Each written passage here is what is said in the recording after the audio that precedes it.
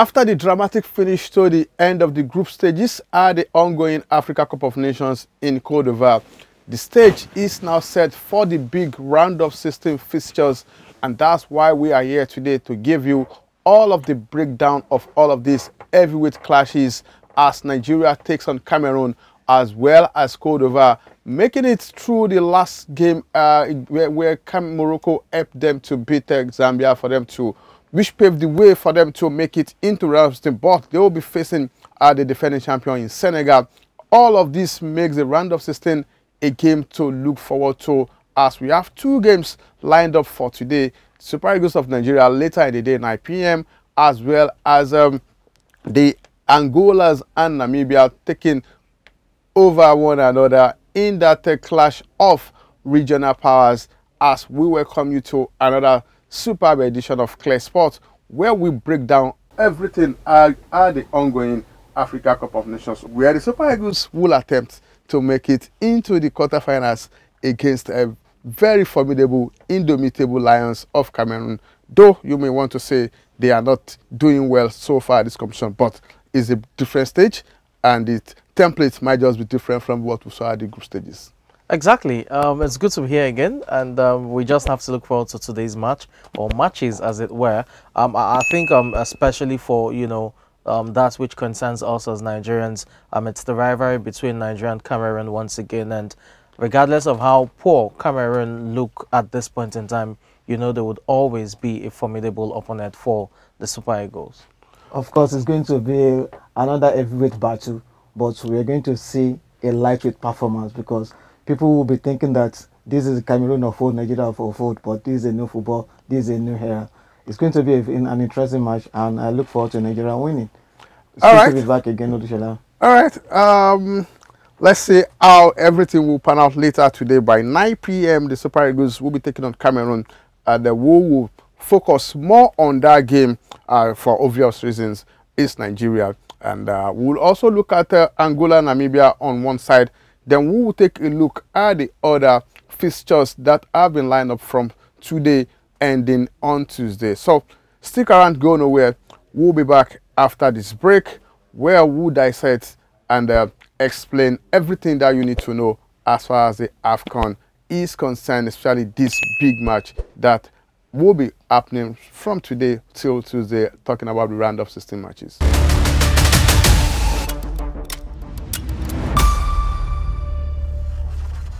All right, welcome back to the show. It's still Clear Sports, and we are back. Guys, before we go into the nitty-gritty, let's look at some of those events that have happened immediately after the group stages, more or less like consequence and reactions to some of the non-performance of some teams. Let's look at Cote d'Ivoire. A dramatic way to come back, and the whole nation jubilated like Jesus just arrived. Now, it's two ways. The coach was sacked a few hours to that final qualification. Is that a decision made in a hurry? Well, this is an African football. If you expect anything to happen, you know, Cote d'Ivoire, it is, they were not even really impressive. Of course, in their first game, they have their 3 wins. But the second match, they lost to Nigeria. People were like, oh, they should be losing to Nigeria, because even Nigeria too, we are not even that superb. So they were expecting a big, it shows that the advance are really anticipating for a huge tournament, but it turned out to be a below performance for them. So therefore that, I know something must have happened in between their coaching crew and behind the scene that is not being said out, because if you go to a tournament and you sack a coach in between, it's just like a sacking the captain along when the ship has already taken off. Is it a case of they just lose hope in qualifying? No, it's not like that. Was I said that something must have happened behind the scene that is not being said out, because before you can entrust a coach to lead you to a tournament, you must have been sure that, okay, this is the right man for the job. But along the line, 2 matches after, and you are showing him the exit door, something serious must have happened behind. Samson, the country bounced back and everybody started jubilating. The fans and some few other people have destroyed so many things prior to immediately after they lost 4-0 scandalously to Equatorial Guinea, and now they have to go back to their normal life and still continue this team. What will be the mentality of the players going into that game, a big game against Senegal, knowing how the fans reacted to their loss against Equatorial Guinea.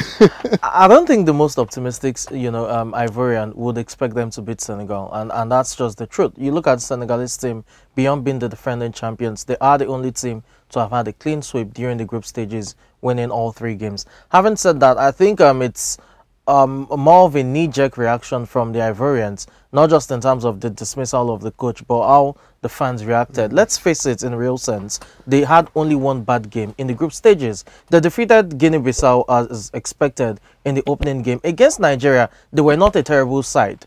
They didn't play badly. They lost by a penalty kick. It was a lone goal. The game could have gone either ways. It could have ended in a draw. The only bad game they've had in this competition was against Equatorial Guinea.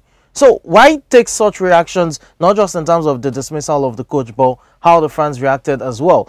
I think it was a knee-jerk reaction. The Ivorians, yes, had a very terrible game against Equatorial Guinea, but they didn't perform badly against Super Eagles. I don't think any Nigerian fan will be sincere and say the Super Eagles outplayed the Ivorians in that match. So it's a case of 1 bad game out of 3 games, and then they've reacted that way, which is not good enough. Now there's a new man in charge on a temporary basis in terms of the managerial seat. How he will be able to steer the players to get a victory over the almighty Senegal is the big question. I think they need more of a psychological man than a coach that will be telling them how to win it. But we'll see how it goes. And funnily, they will be playing against Senegal, where nobody is giving them any chance of. That is the price you pay for coming second in the group. Or coming third. Coming third. You understand? That's the price.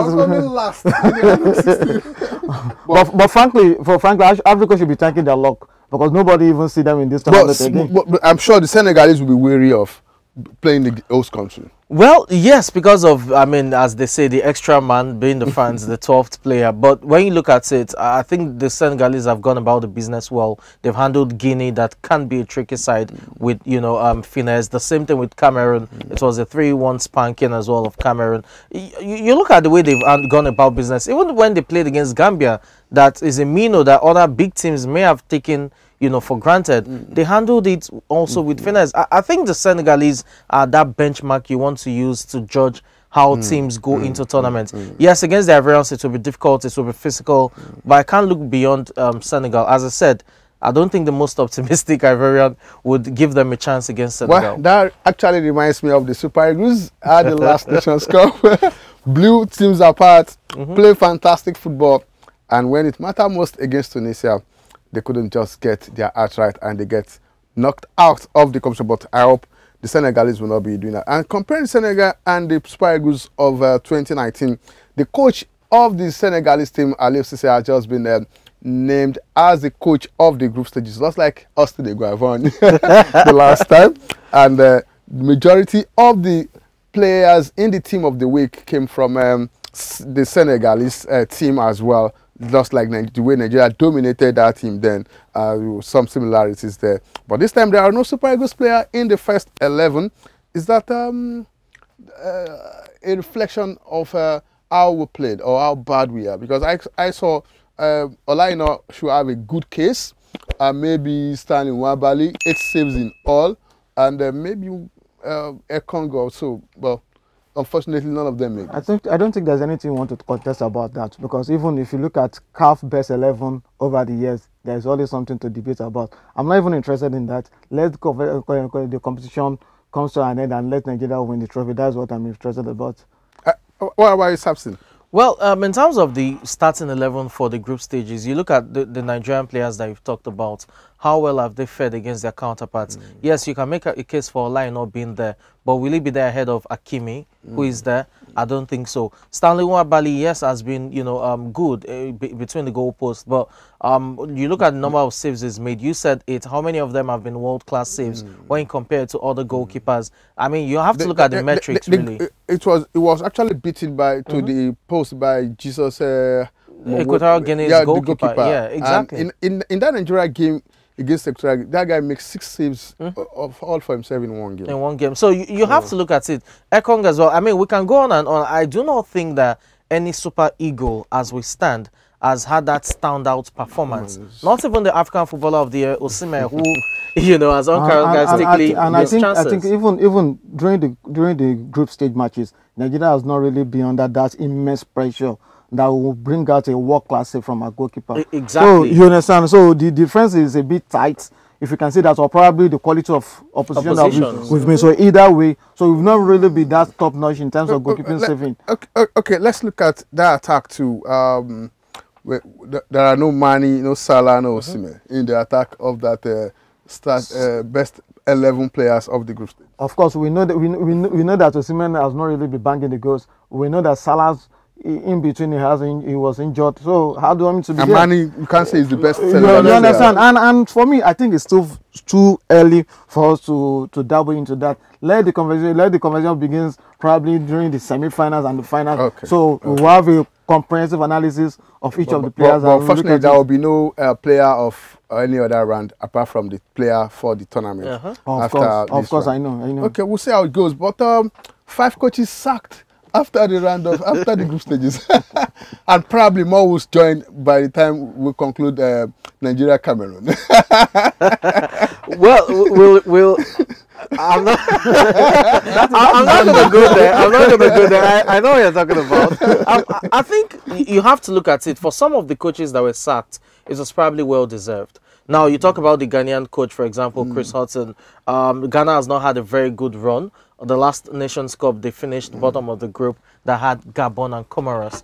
The same group where they had Cape Verde and Mozambique, they also finished missed out, you know, of qualification. So it's quite understandable. They are yet to win any game in their last, you know, outings when it comes to AFCON. 1 win in their last 10 AFCON matches across 3 editions. The stats are definitely against them. And I think for Ghanaians, the most worrisome thing will be the fact that the team doesn't even have an identity. They cannot say this is how they are playing in terms of playing style. And, you know, you look at every aspect of the game and it doesn't look good for the Ghanaians. So it's quite understandable it was sacked. You may want to question that of Ivory Coast, because it came when they still had the opportunity of qualifying, which they eventually did. So you may want to question that. Tunisia, for example, that's also understandable. This is the first time since 2013 that Tunisia has failed to progress past the group stage. So the coach leaving or being sacked is quite understandable. Algeria, another North African giant as well, the coach had to go. And you have to look at Algeria like Ghana.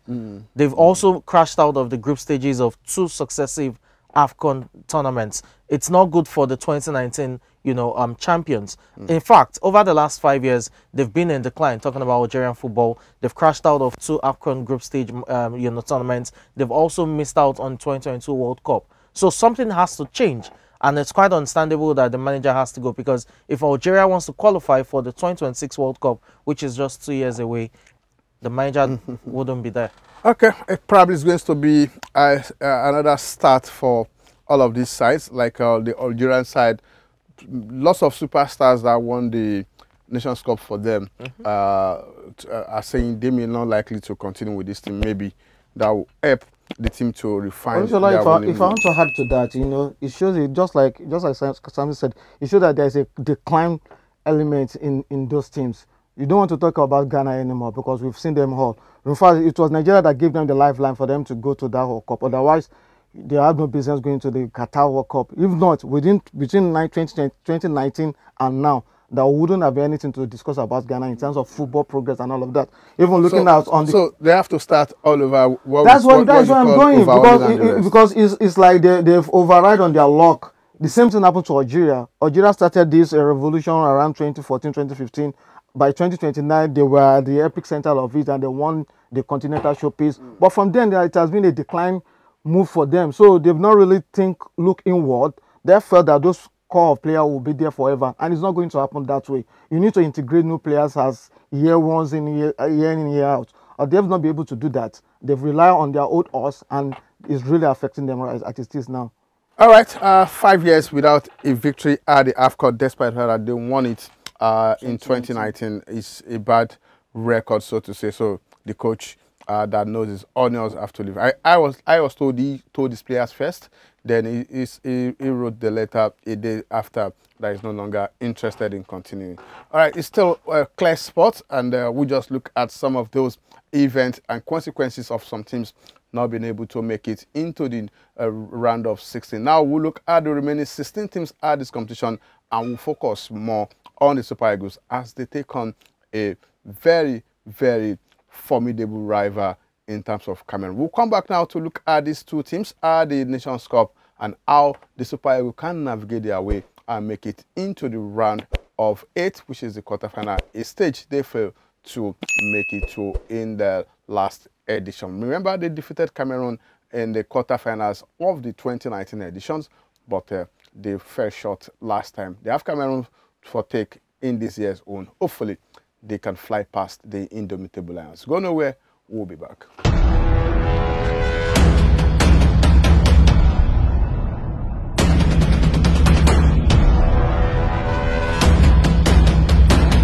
Do you love football? Calling all football enthusiasts.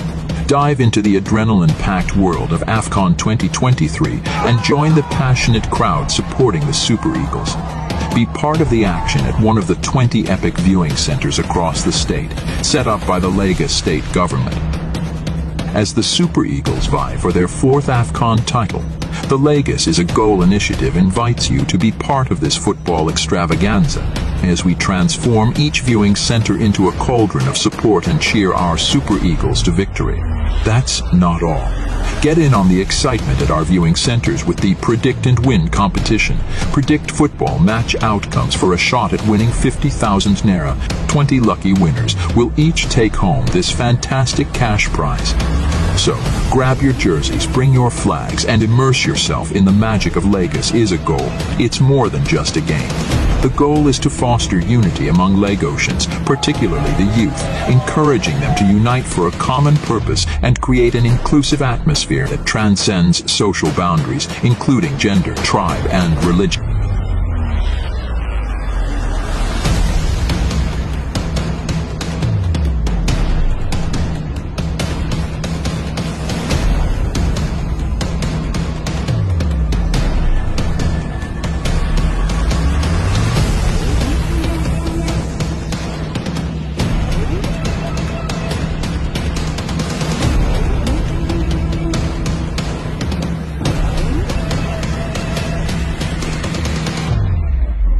All right, welcome back to the show. It's Clear Sport, where we'll look at the happenings at the Africa Cup of Nations, the 2023 editions going on in Côte d'Ivoire. All right, don't forget you can follow us on all our social media handles.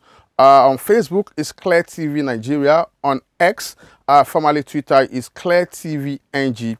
On Instagram is Clear TV NG as well. But meanwhile, let's quickly look at Nigeria versus Cameroon.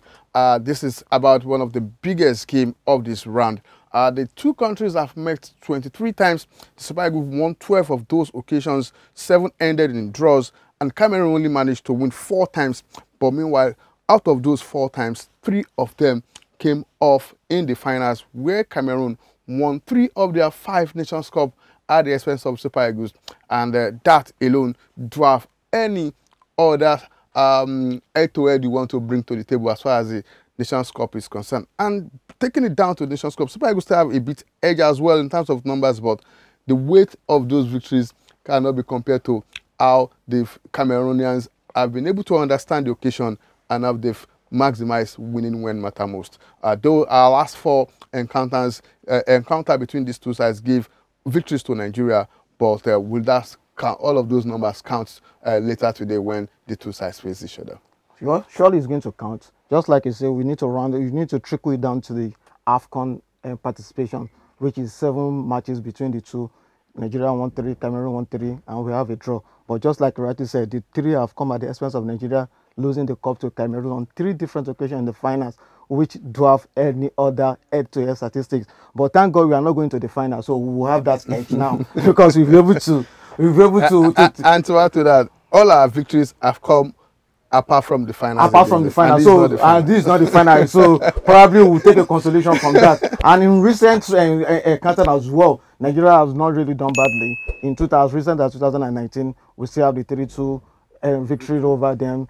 Gallo scoring 2 goals and Iwobi coming to the party. But one of those strikers that play for Cameroon there in J is just fit. It's just declared fit for this tonight encounter, and so also Vincent Abubakar, who is just coming back and playing, probably will be making the team for the first match of the team. So it's going to be a fantastic match. Just like I said earlier, this is the consequence of finishing second in your group, because nobody wants to play Cameroon at this early period, because anything can happen. But this is how knockout stage is. If you want to become the champion, you just have to ignore all that things and do the right thing. And I think doing the right thing takes us to the depth of the team.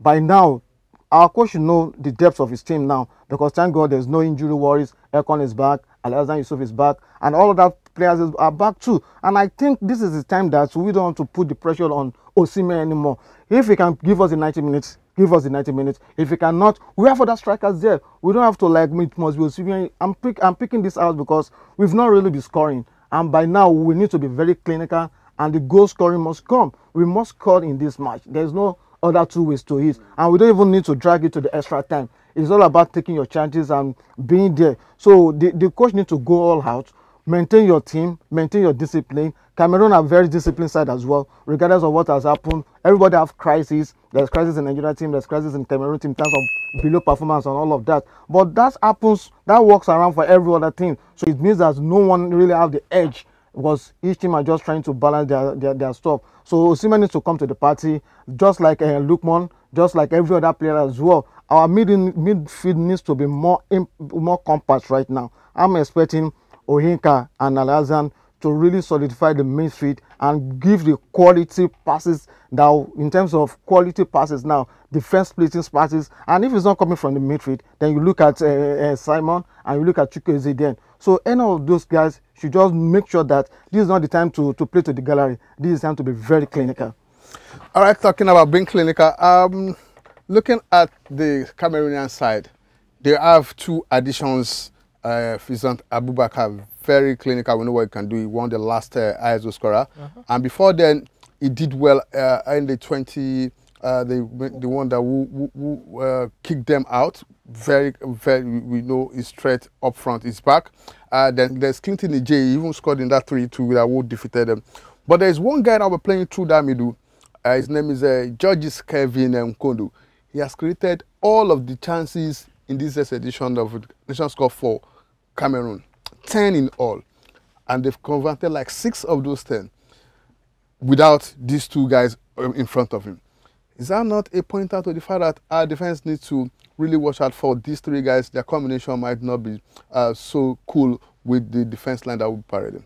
Apparently, you have to look at how Cameroon has, fared during the group stages compared to Nigeria. And when you juxtapose that, you know that Nigeria is going into this as the underdogs, and it's pretty much clear. You talk about, offensively, we've scored only 3 goals in 3 games, as compared to, what Cameroon have been able to do in terms of having 5 goals across 3 games, even getting a goal against Senegal. Now, of the 3 goals we scored, 1 came from open play, and that was against Equatorial Guinea-Bissau, I beg your pardon. Then Equatorial Guinea, rather. Then you had the, penalty kick from Ekong against Ivorians, and the own goal that was scored against Guinea-Bissau. So that's worrisome. In other words, if we're going to go by stats, on the basis of this tournament, Cameroon have scored more goals than Nigeria, and they can always prove to be an attacking threat against our defensive frailties, regardless of what they are. That's 1. 2, you look at it, you talk about reinforcements to the Cameroonian attack. Vincent Abubakar coming on board definitely adds a bit of steel and physicality to the Cameroon's attack. We know how it can be, but you look at our defensive strength as well. Ekong this time around has been solid. My only concern is he had, knee problems and had to sit out certain training sessions, although he had his own, individual training session and is back. Same thing with Alhassan, whose, strength and stamina will be needed in the middle as well, in the middle of the park. My question will be, how clinical can we be? That's where the worry lies. We're talking about Osimhen missing goals and all. Against the big side like Cameroon, you need to convert chances, the chances that come your way. If Osimhen has the kind of game he's had all through the group stages, we may probably be bringing, chances missed. So it's all about being clinical in front of goal. I think Cameroon would definitely prove to be a more difficult opposition than all other oppositions we've played, because they're scoring goals. Olusola, sorry for cutting you short. I want to add just to buttress my point earlier. You know, that was why I say Pesero needs to stamp his authority now. It needs to be clinical. We have like 3 strikers there. So are you suggesting that I'm not suggesting Pesero should? I'm not suggesting, but at this stage, you need to stamp your authority. But can we afford to bench Osimhen? Nobody is saying Osimhen should be benched. But if the game is not going according to match plan, we have other striker there. But can the coach just look at it from the angle of being tactical? Okay, they'll prepare for us because Osimhen will play normally. Then why not put him on the bench? Let another person start. Maybe that will even confuse the Cameroonians in a way. Can that coach? There's no player that cannot be benched. We've seen these things happen, even with the big teams in Europe. We've seen Lionel Messi, Cristiano Ronaldo several times be benched for various reasons. Sometimes it could be because the player is coming off an injury and is gradually being eased into the team. It can also be as a result of giving the player a bit of rest, as a result of successive matches and all. It could also be a tactical decision, just as you've said. Now look at it. Over 3 games, Osimhen has uncharacteristically missed chances upon chances. Just maybe you may decide to give someone else a chance to see how they fare. At the end of the day, it's not about who gets the goal, be it Osimhen or Terry Murphy or whoever. What's more important is we outscore Cameroon to be able to book our place in the quarterfinal. The name of the game is you outscore your opponent. So if Osimhen can't get us the goals, and it's probably a Lookman playing as a false 9 that can get us the goals, why not go for that decision? At the end of the day, it's not about Osimhen or his ego. It's all about the common good for the team, and that is what should be paramount. I think regardless of how we look at it, Pesero has a tough call to make. And that's because if he drops Osimhen, it's not a popular opinion. He'll probably get the sticks for it, especially if we end up losing the game. On the flip side, if he gets it right, there's still those who will still hold it against him that you're benching the African Footballer of the Year in such a very important match. To make it more, troubling for him is the fact that Osimhen is making the right runs. He's making the right decisions. He's getting into, those right positions. The only issue is he just can't find the back of the net. Balls that you would even expect him to force a save from a goalkeeper is placing them wide.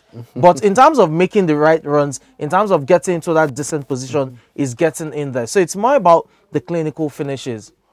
All right, we'll see how the coach will manage Osimhen, because he has a decision to actually make in this instance.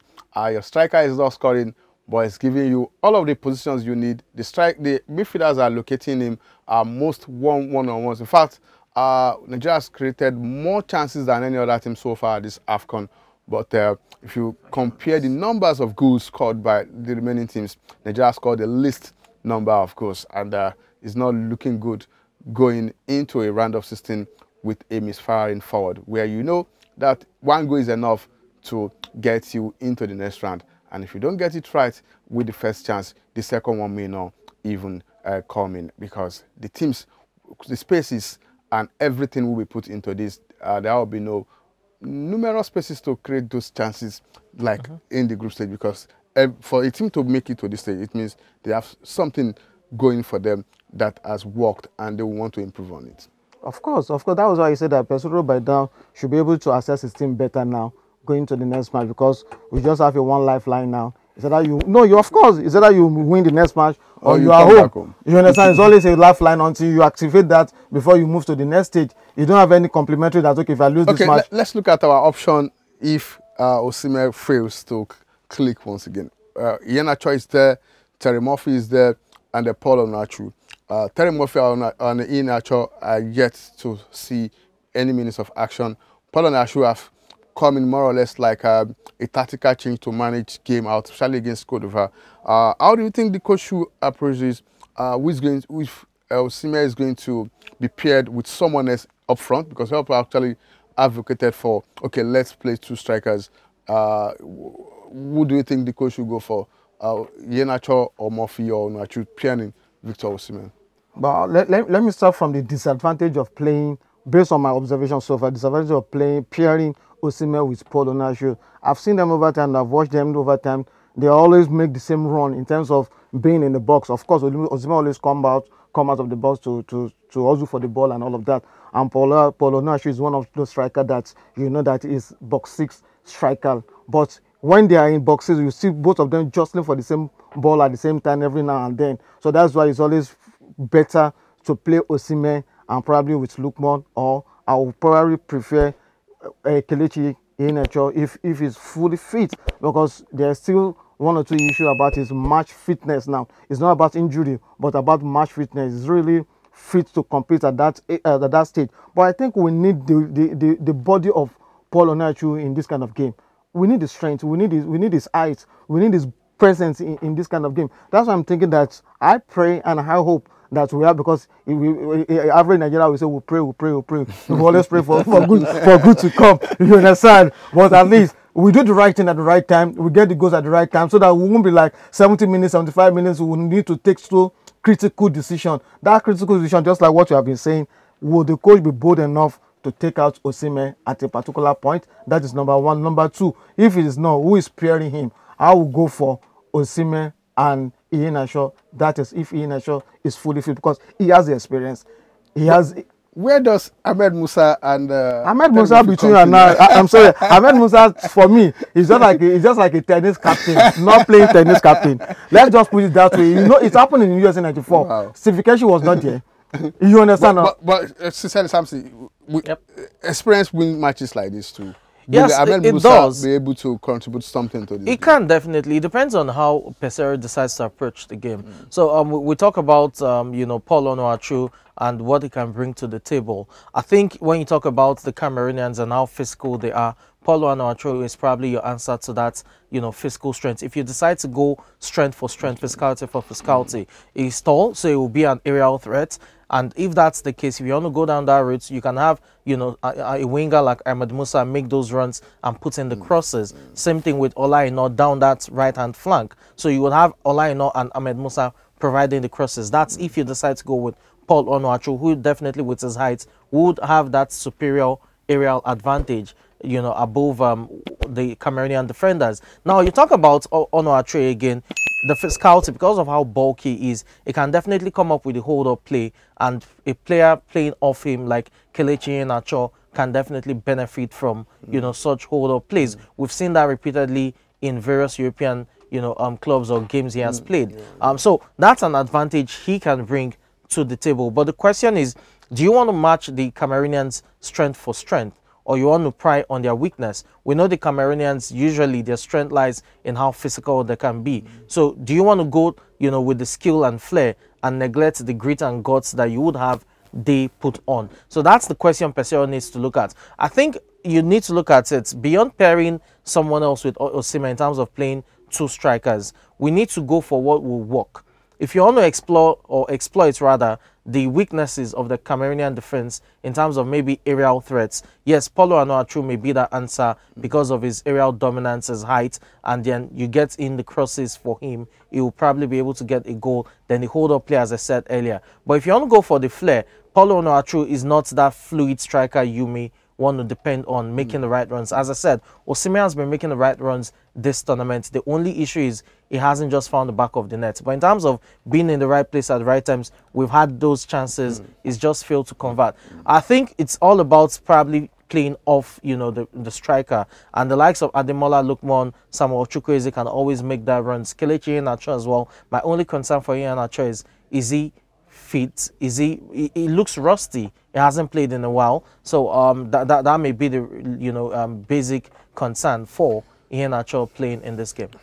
All right, Nigerians have been complaining about the manners of victories and how rough and scrappy the Super Eagles were at the group stages, but they still managed to get the job done. I want to put you on the spot. Will you prefer another scrappy performance but victory against Cameroon, or you want us to play well to show the world that we can actually play the game and lose out. You're asking me if I want to become Holland or I want to become Argentina, but I'll be Argentina because what is the essence of playing a good football? At the end of the day, you are knocked out from the tournament. This is the biggest of it all on the continent. This is not under 17 where you expose talents, where you exhibit talent, and all of that, or you discover talent. This is where you go for the trophy. So what does it give us? 2 years ago, we should just grab. 2 years ago, we won all the group matches. We played good football, and boom, in the next round we are out. And now we play the crappy football. We are there. Can we continue with the crappy football in terms of Mourinho style, and we get the cup? So you prefer another scrap of victory over Cameroon? Olushola, I prefer that, please. As long as it's going to give us the victory. Well, you can't combine both. You have to pick one. The truth is, you can. We've seen teams do that, you know. They know when to play and play to the entertainment of the fans. And then when it gets to the dying minutes of the game, you get pragmatic. I mean, we saw that with Ferguson's team, talking about Manchester United of old. When they needed to play with the flair, they did. When there was the time to defend and what have you, they knew also how to do that. I mean, Fergie time and all, we can always refer to that. I think the issue with the Super Eagles is if you decide to even play the slick, rhythmic football, popularly referred to as tiki-taka and all of that, do we really have the players, and how well do they play that on a regular basis? This is not club-side football, remember. These are players who just come to camp and prepare for a major tournament like the AFCON just a week, you know, before the tournament proper. So how well would they know their movements in and out and all of that? It's not like club-side where they train on a regular. I think fans will definitely take a pragmatic win over the free-flowing football. What's more important for the Super Eagles, I would think, is that they improve on the performances of the past from the group stages. And when I mean performances, I'm not saying entertaining football now. I'm saying the win even has to be a dominant win. Against Guinea-Bissau, they were the whipping boys of that team. It took an own goal. Without that own goal, would have probably played a stalemate, a goalless draw against, you know, Guinea-Bissau. Okay, probably. I would take another own goal victory against Cameroon. Because I don't want the Super Eagles to get knocked out in the round of 16, no matter what. Quickly, just to chip in, the good thing for Nigeria is that Cameroon has shipped in, you know, 6 goals. Yes, lots of goals. In this tournament, over 3 games, an average of 2 per game. But they've also scored 5 goals. So what it means is, as much as they can concede, they can also score. Yeah. But for us, yes, you want to say we considered 1, scored 3, but the 3, 1 was an own goal, 1 was from the penalty spot. Are we going to get lucky all the time? Assisted goals. Exactly. But we have a stingy defense now, which doesn't really concede goals. So that is another advantage for us. You understand? But we need to be clinical when we are with the ball up front. Yes, what I want to say is stingy defense, profligacy up front. I think the concession is we have to do better than what we've seen for us to progress at this competition. All right, let's take another break. We'll go to Abidjan to go and see what Said Afolabi has for us. He's been talking to a lot of people about these matches, from ex-internationals to journalists from Cameroon, Nigeria, Ghana, across Africa. Everybody's looking forward to this game, and Said has something for us from Cote d'Ivoire. We'll be back after our sides. You can take it.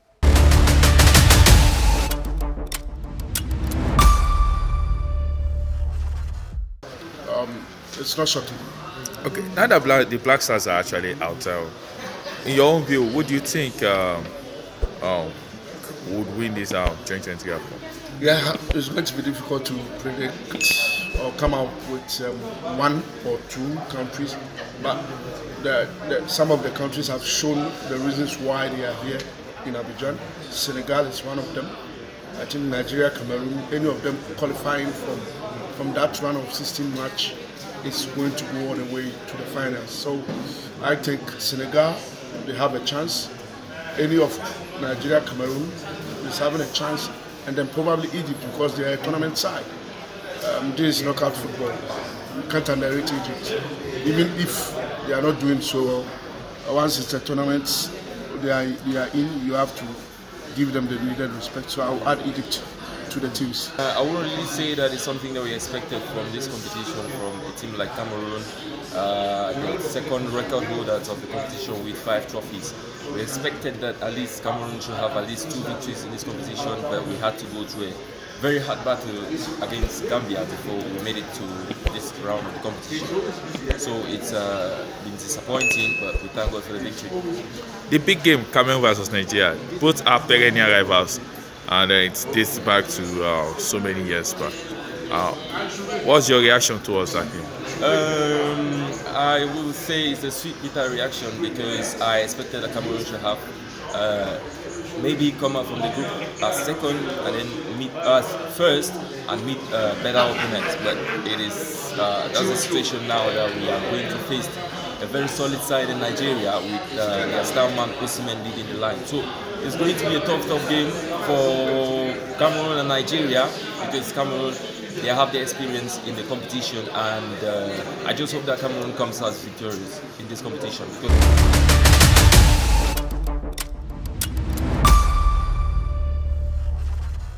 All right, welcome back. Thank you, Said, for that in-swinger all the way from AFCON, and we'll see how it's going to turn out. Maybe I need to ask my guys in the studio for their prediction about these matches. But apart from the fact that you guys are Nigerians, what do you expect between Nigeria and Cameroon later tonight?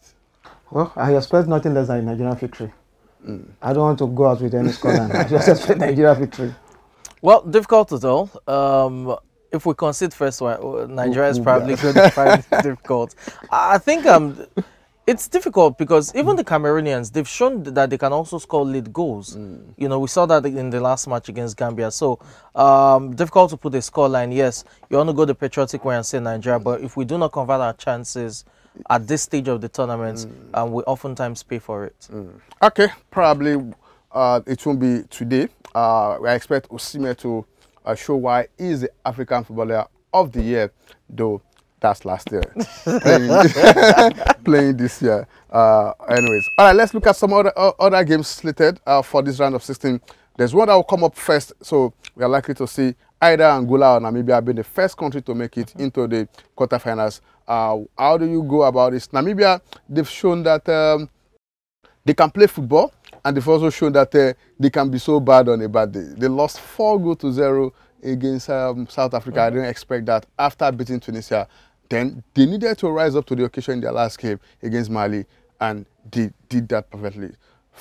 Is this kind of performance you call flatter to deceive or something? Well, not flatter to deceive. I think it's been a historic tournament for them. They got their first win ever in AFCON. They've also made it through to knockout stages for the very first time. So it's a learning curve for them. I think probably they underestimated their neighbors, South Africa, a bit, having, you know, defeated Tunisia, the former champions. But regardless of how you look at it, you also have to take into cognizance that this is probably a first major outing for some of these players. You take out their, you know, influential striker Peter Shalili, who plays for Mamelodi Sundowns. Some of these other players have not played top flight football at this level. Having said that, you want to reckon with the Angolans to nick this one because over the course of the group stage, they played better, they scored more goals, they topped the group.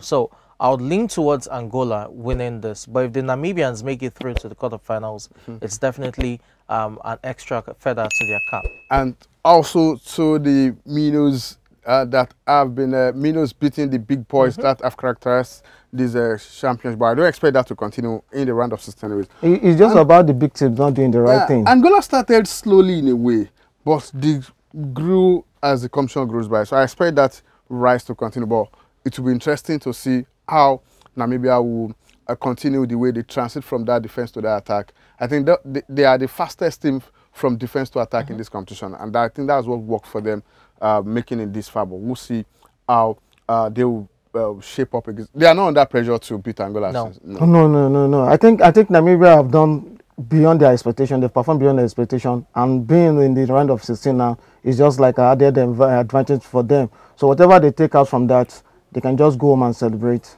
Okay, let's look at Egypt against DR Congo.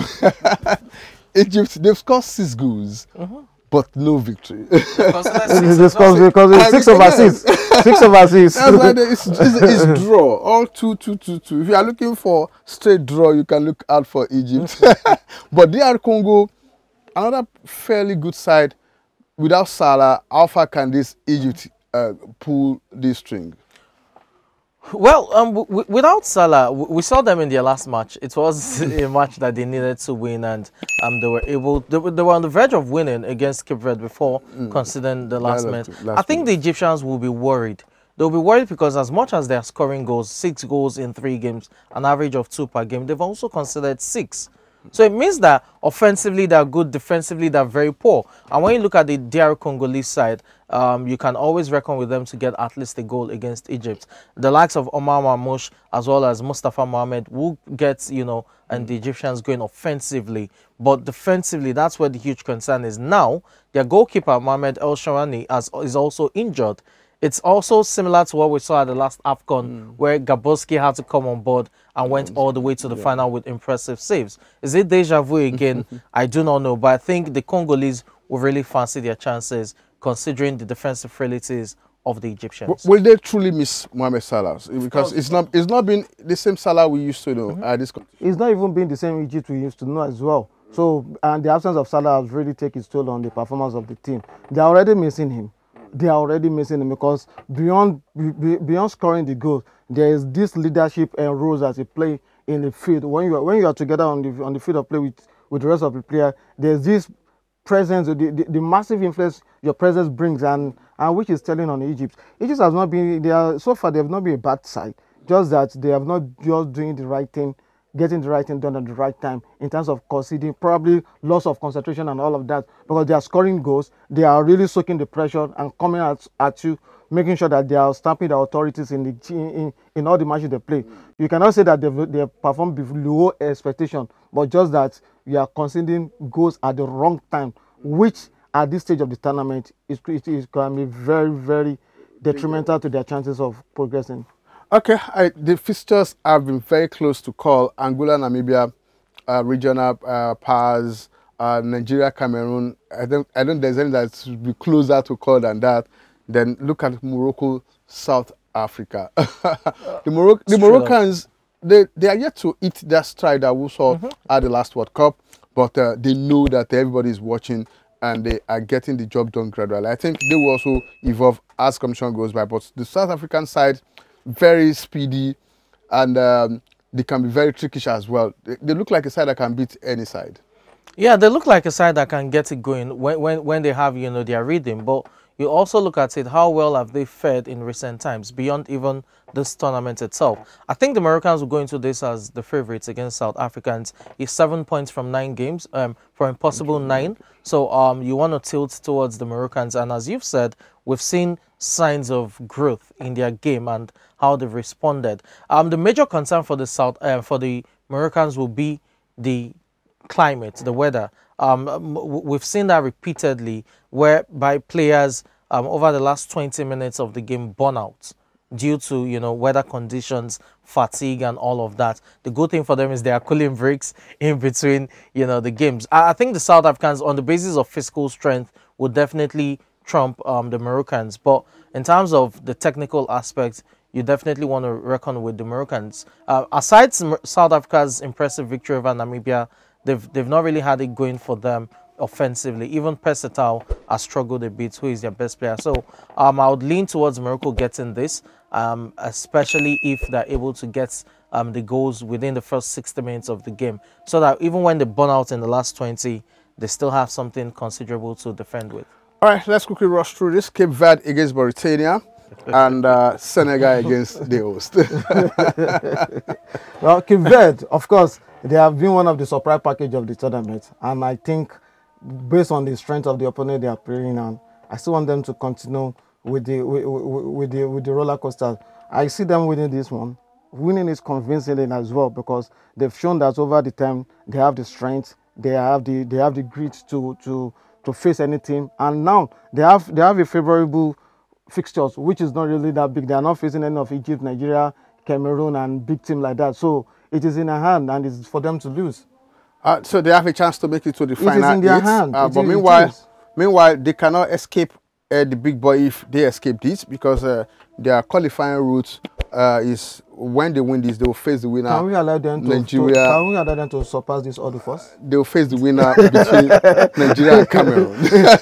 Can Nigeria just face the Cameroon first, so that we won't be in France 98 when we've not even played them match? We are talking about Brazil. Okay.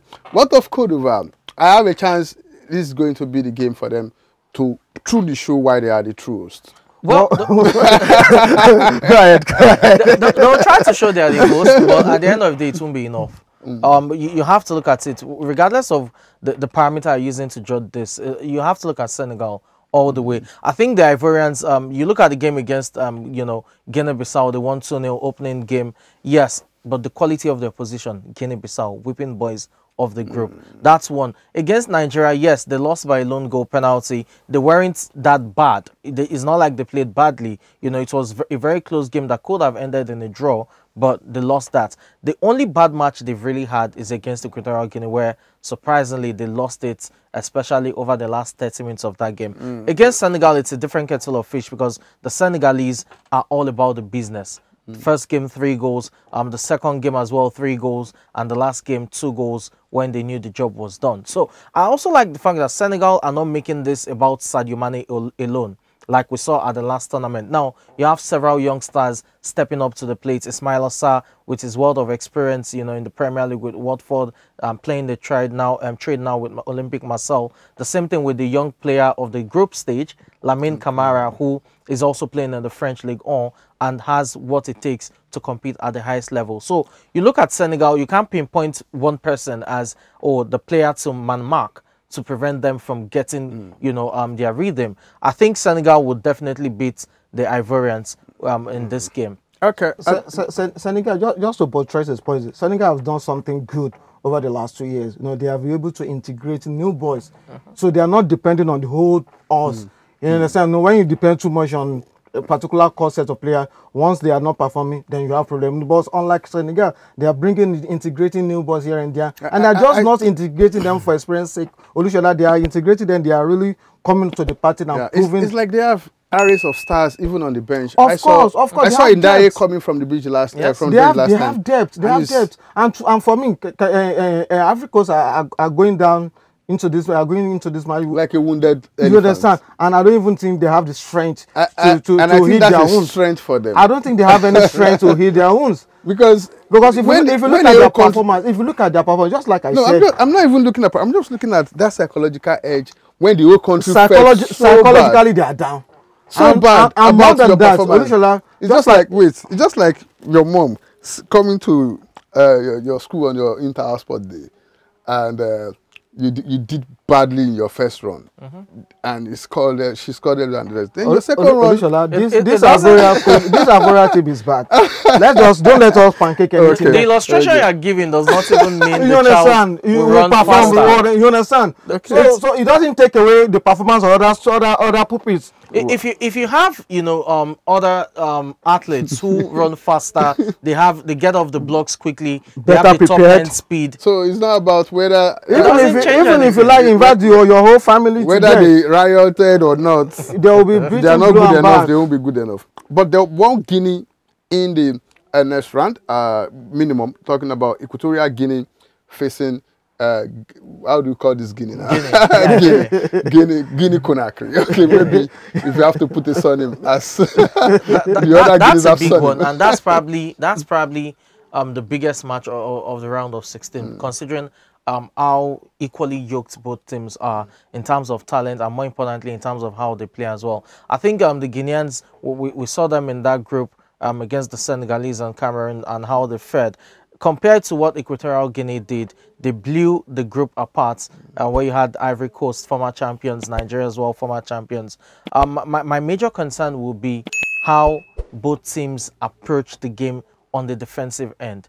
For Equatorial Guinea, we've seen that they can score goals. We've seen that repeatedly, during the course of the group stages.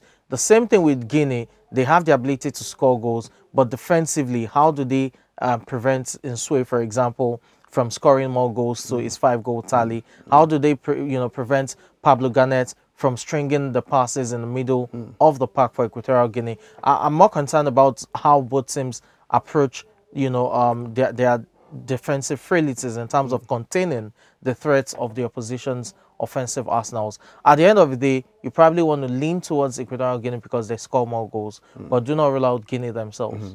All right, those are the round of 16 matches that will be coming up from Saturday till Tuesday.